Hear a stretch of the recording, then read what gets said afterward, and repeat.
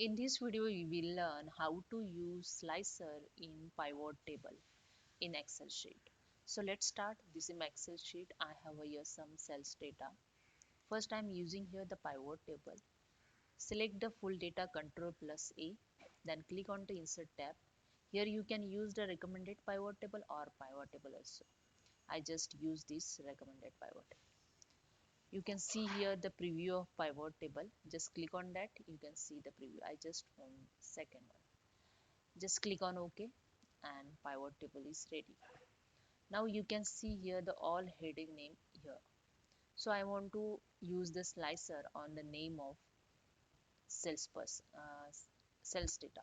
Okay, on name of I'm using the name for slicer.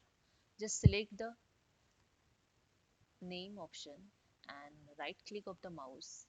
Here you can see the option add as a slicer. Just click on that. That's it. You can see here the slicer is added on one click only.